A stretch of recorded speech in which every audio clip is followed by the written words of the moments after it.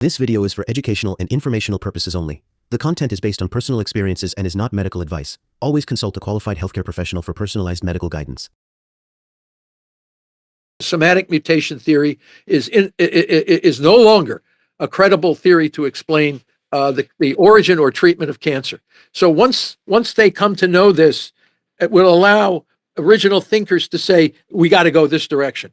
You either get on this direction or get the hell out of the way, because you're partially responsible for the death rate of these poor folks. Guess what happens? Never heard of it. Can't be any good. No clinical trials. They throw it right back in your face over and over again. And then when the people do it themselves and they do really well, they come back to the oncologists. And the oncologist says, wow, this is unbelievable. I've never seen anything like this. I don't want to know what you're doing. Just keep doing what you're doing. But what we found was we don't use Don, but we can use M-bendazole and fenbendazole and these kinds of things. Why? So people say, why would you pull that out of your ass and do that? Because I did the damn research, for crying out loud. We found out that the M-bendazole parasite medicate, the parasites in the cancer cells use mitochondrial substrate level phosphorylation. The energy metabolism of a parasite and a tumor cell are very similar. But the parasite has a mitochondria that's not dysfunctional. The cancer cell has a dysfunctional mitochondria, but they're both using the same metabolic pathways. So parasite medications, especially under low glucose conditions, are you kidding me? Exercise, low glucose, take parasite medications, it destroys these tumors. Unbelievable. So, but I tell people this, I publish the articles, and they choose to ignore it. So what are you going to do? I mean, the people hear me. They go out, they run to their oncologist. Oh, I want metabolic therapy. Give me. Oh, no, we can't do it. It's not part of the standard care. I never heard of it. We're really good. I would have heard about it in medical school.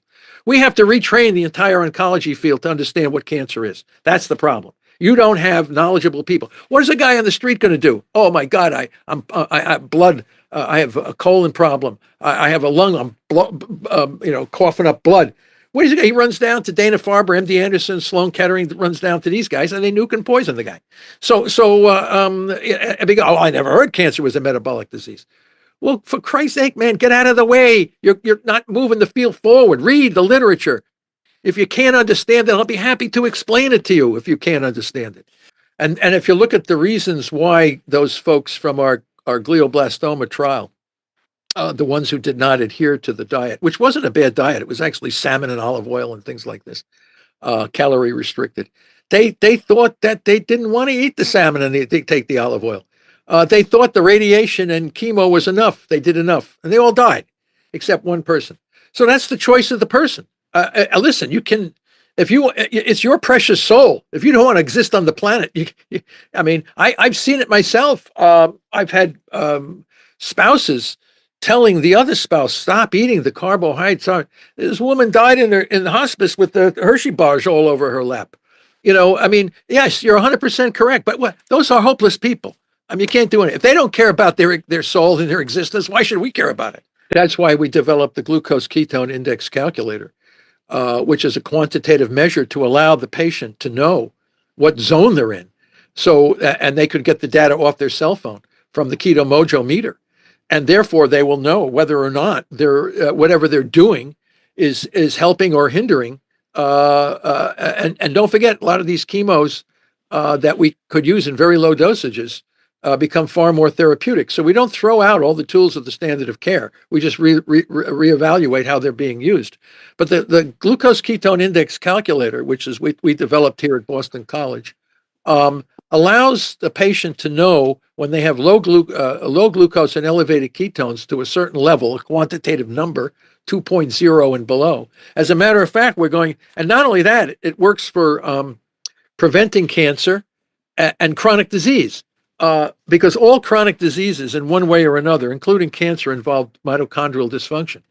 So you have now a quantitative measure to reduce risk for chronic diseases, which include a whole range of things, as well as cancer.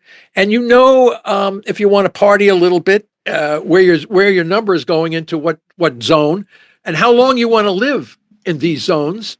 So your green zone is like 2.0 and below. That'll significantly put pressure on surviving tumor cells based on the glucose part.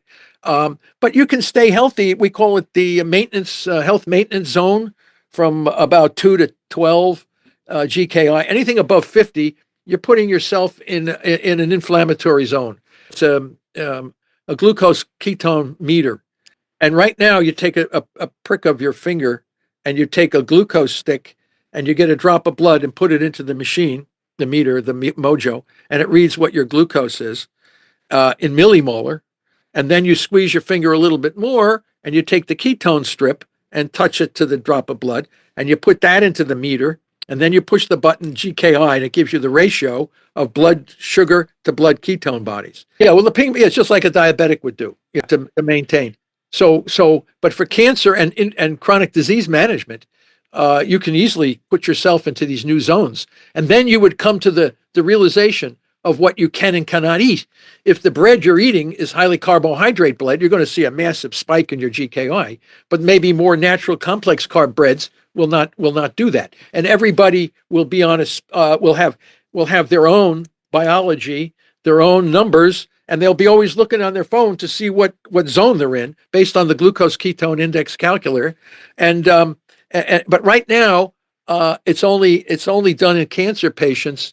But we can prevent. You can't get cancer if your mitochondria remain healthy, and it's hard to get chronic diseases if your mitochondria remain healthy. You have to realize, again, in evolutionary biology, our Paleolithic ancestors were always in a state of nutritional ketosis because there was no high carbohydrate processed foods anywhere to be available. Not if we gave it to them, of course they would eat it, but it wasn't available. You were killing eating animals, mastodons and buffaloes and all this kind of stuff. We were responsible for the extinction of several large species because we killed and ate them.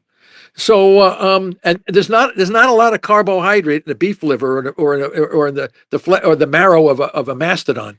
So our ancestors were always in a state of nutritional ketosis, not because they wanted to be, because they didn't really have any choices. It was our technology that continued to improve during the Neolithic period, developing corn, wheat, rice. Civilizations depended on the fact that we didn't have to hunt and gather any longer. But that put us then at risk for different kinds of chronic diseases, which are exploding today because we have internationally highly processed foods. I got a Twinkie here that I always do in my class. This Twinkie, if you see, they look pretty good, right? You see them there? Mm. Okay, these are 12-year-old Twinkies. All right, they're a little stale. A mouse broke in last year and ate one, so he didn't seem to be concerned about its age. But the issue is we're eating this crap, and then we wonder why we have diabetes, cancer, hypertension, cardiovascular disease, all this stuff, and because our ancestors never had this. Not that they wouldn't want it, but they died from infections and injuries. We didn't have orthopedic surgeons, and we didn't have antibiotics. So they died from injury and infection. If you go to Atlanta, there's a bar in central Atlanta, Central City, called the Nook, and they take fresh Twinkies and deep fry them, put chocolate syrup and powdered sugar on top of it, and people are knocking each other down to get to these Twinkies. When Hostess ran out, they were going to sell. 10 years ago, I said I better get some just to have it as a prop for my class, because in some underserved populations, they have food deserts, and the only food available is highly processed carbohydrates, putting them at risk for all these chronic diseases. And if they want to go outside the food desert to get a nutritious diet with low carbohydrate, it costs them, they can't afford it. So they eat the high processed foods, whether it's donuts, hamburgers, pizzas, or whatever. And when you do metabolic therapy, if you have acute cancer, you might want to consider not eating some of that until you put your tumor in check. But the goal is for us never to say what you can and cannot eat. No government or people should say that. It makes people want to eat it more or whatever. But just to be aware. And a lot of people aren't even aware of this. The federal government is not issuing any warning signs at all. I know Michelle Obama did she tried to do that, to get out and exercise a little bit more, eat a little bit more fresh stuff. And then she was kind of vilified by the industry for doing that, which is again immoral.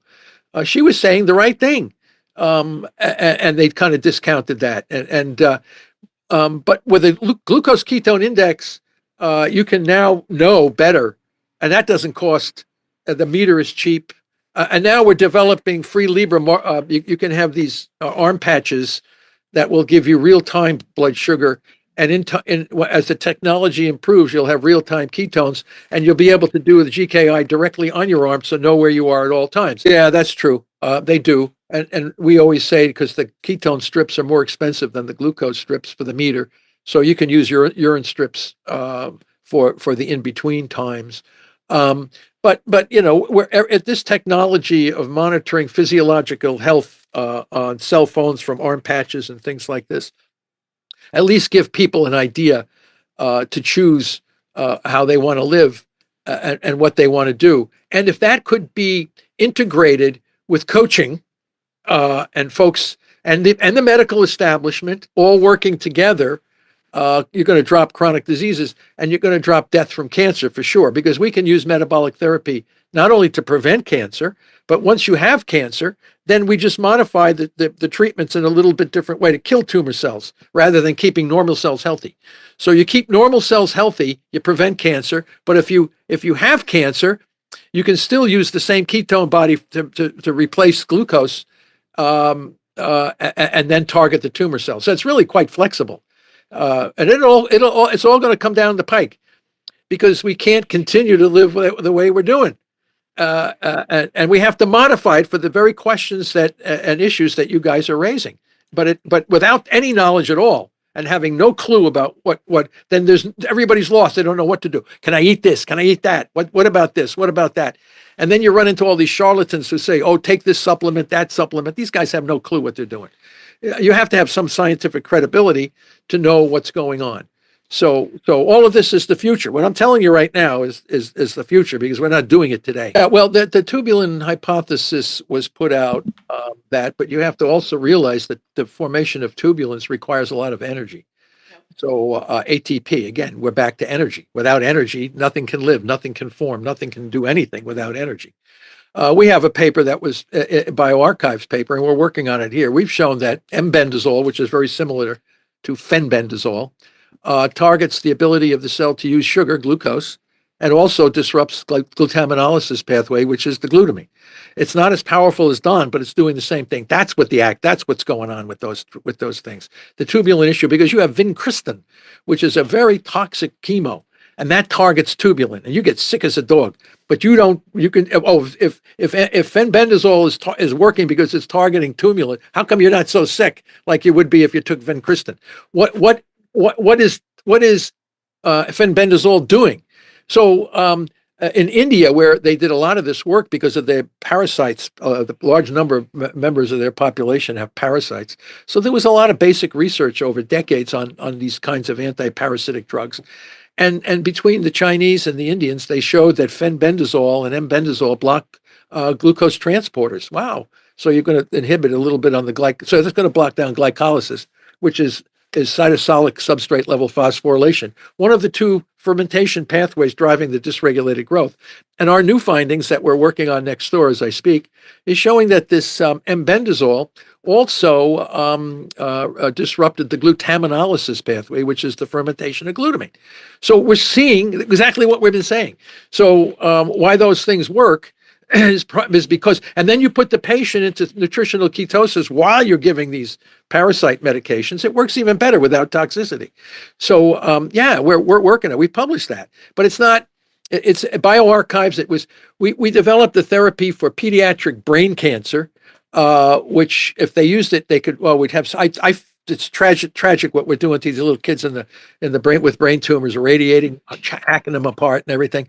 When all we have to do is put them on fenbendazole or M-bendazole in calorie restricted ketogenic diets, and manage it that way. But boy, they would never touch that with it. You know what's really weird is that if you have a child with epilepsy, they're on one part of the corridor you treat children with epilepsy with ketogenic metabolic therapy. But God forbid, just down the corridor, they're irradiating and poisoning these little kids with brain tumors when they could be using embendazole, fenbendazole. They could be using ketogenic metabolic therapy for managing the cancer in these little kids as well. This is the craziness of the medical profession.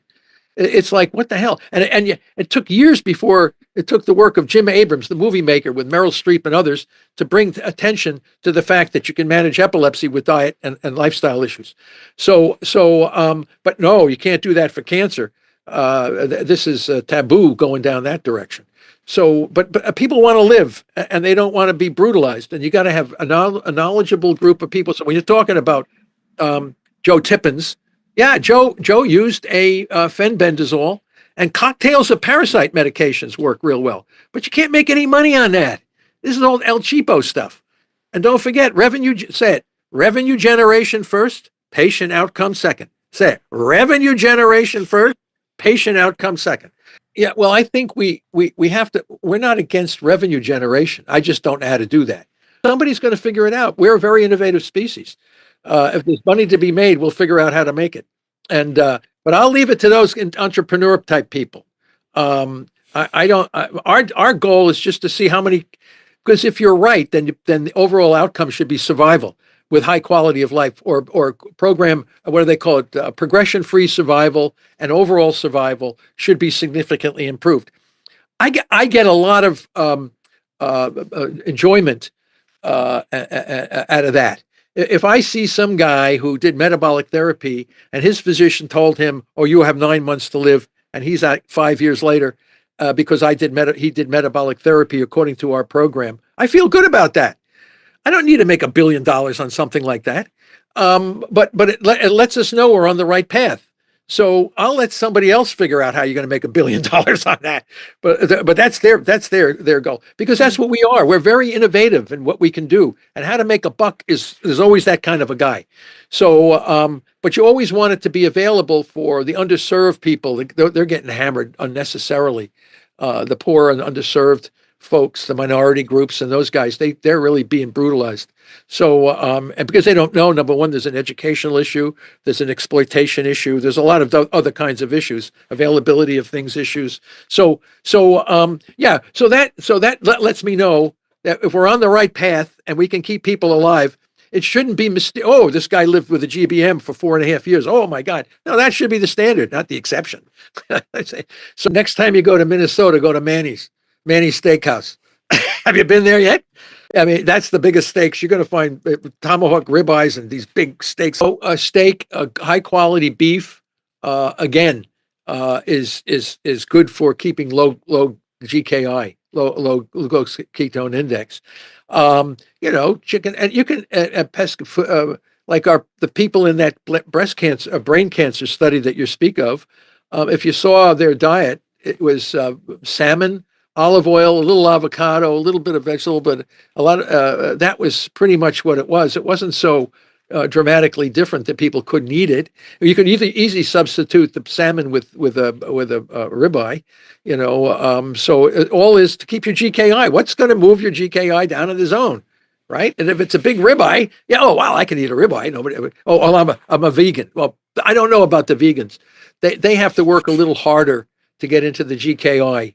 And they have to take a lot of supplements and other things where a carnivore guy could probably get more. It's easier to do, but I don't push carnivore, vegan. I don't care what pizza pie you get a GKI that's low enough. You'll be in a better zone, and whatever that person needs to do to get into that zone, my hat's off to them. And so we don't profess any kind of a particular diet. All we know is that eating plants alone is more difficult to lower your GKI. So, and if people don't believe me, then they go out and see what their GK. If some guy wants to show me a GKI of 0.6, eating broccoli all day long, then I'll say, wow, I'm educated now. But so far we haven't seen that. Well, I don't know. Because all this is quite new, and we don't have epidemiological studies on glucose GKI values, like vegans and guys that eat only fish, guys that eat only beef. What does it do? I think that's all the future, because right now we don't have the availability of the technology. That we have the Precision Extra meter from Abbott, or you have the Keto Mojo meter. We're developing the free Libras. Then everybody will be able to collect the data on themselves and see if we do in fact have groups of folks that fall into different categories with respect to what they eat and what effect it has on their GKI. And people will naturally want to experiment on themselves to see the ranges of what they are or unable or are not able to eat, and that's all going to be very exciting. But we are a obsessive compulsive species as well. Everybody wants to go out and better the other guy who can get the lowest GKI. So we have to be cautious that we don't overdo it in a lot of ways. But I think it's going to be an exciting opportunity for the future to integrate what you guys are saying, but also linking it to prevention and management of cancer as well as chronic diseases, because now we have tools that we can do it. So it's not so mysterious. Eat this and you're going to get that. Eat that. Don't eat this. Don't eat that. What the hell? Just do your GKI. You'll know what you can and cannot. I would say that we as a species evolved to be in ketosis. So that's who we are for hundreds of thousands of years. We were in a ketotic state. We had a lot of exercise. We didn't have any highly processed carbohydrates in our diet. It's hard to get obese eating buffalo meat all day long. It's eating elk, eating elephant. Okay, woolly mammoths. How much fat could you get by eating woolly mammoth bone marrow all day long? And we also have a hormone in our body called cholecystokinin.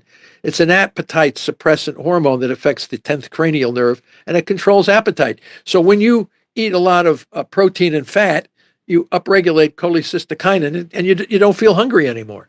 So interestingly enough, when you eat high carbohydrates, you kind of reduce cholecystokinin activity, and you feel hungry all the time. So yo-yo dieting and all this kind of crazy stuff. And then again, you definitely lose weight with exercise and eating in ketosis. There's no question about it. This is because we didn't see obese. Paleolithic man was definitely not obese. And then when we look at modern people today, those folks that live according to traditional ways, almost invariably they have very little cancer. They're lean, very fit looking kinds of people. They may have parasites and other kinds of conditions, but they're not obese, and generally they don't suffer from chronic diseases. So you have to put all that in perspective. But it's going to be exciting to see, once this becomes more available and streamlined, how people are going to have these GKI contests. And then there's the other group who can get the highest GKI. Okay, so right, not that anybody would want that. Who the hell would want to eat like 100 hot dogs in 10 minutes? I mean, people, but yet Joey Chestnut's out there doing this kind of stuff. So people can say, "Oh, let me see if I can eat 12 pizzas and wash it down with a gallon of sweet tea to see if I can jack up my GKI." I think the highest one we've seen was in a diabetic person, maybe 1,000 something at GKI, but it's usually associated with some metabolic imbalance of some sort. So, but you got nuts like this. I mean, let's be honest, we're not a logical species in any way. Yeah, well, we know that glutamine builds muscles. So if you exercise, the glutamine in the blood to some extent will be reduced. We also know that when muscles are contracted in aerobic exercise, they take the glucose out of the bloodstream. Muscle does not share its glucose with any other organ. This is another aspect of evolutionary biology. Liver will share because it turns the glucose. It can produce gluconeogenesis from other sources. Once the stored glycogen is used up, it will take some amino acids and things to produce glucose at a very low level. Because erythrocytes, you got to have the erythrocytes. They always need some small level of glucose. But exercise, okay. So why evolutionary biology? Because we have to think back. We were under threat from being killed by another member of our species or eaten by some animal. If you didn't have any energy to run away or defend yourself, you would have been victimized. So we need the energy, and our muscles, we have to run and fight, and the muscles have the energy to do that. So the muscle isn't going to share, oh, my brain needs some sugar. Let's give all the glycogen for my muscles to the brain. And when the tiger comes, you're his meal. That's evolutionary biology. But but exercising will pull glucose out of the bloodstream. And if you're already in a ketotic state, you can enhance this a little bit more. Also, appetite. You're not thinking about food when you're walking. Now, I'm not saying what kind of exercise. It could be aerobic walking. If you're young, you could be running. You could be lifting weights. There's a bunch, swimming, biking. Doesn't make any difference. As long as the muscles are active, they're going to be pulling glucose out of the bloodstream. So if you have cancer and you're on a low carbohydrate diet and you're exercising and you're taking fenbendazole or embendazole, man, you're going to put a world of hurt on these damn tumor cells.